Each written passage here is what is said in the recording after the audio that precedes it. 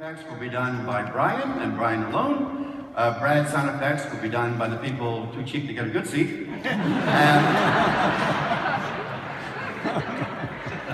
Oh no, you didn't. Yeah, I did. So the first person doing Brad's sound effect, if Brad was going to open a very squeaky door, it may sound something like this.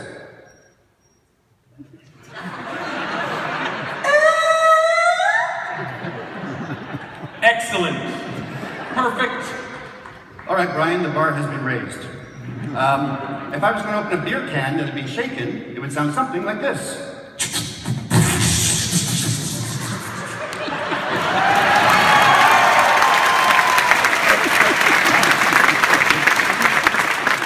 so hard to find someone in Grand Rapids who knows that sound.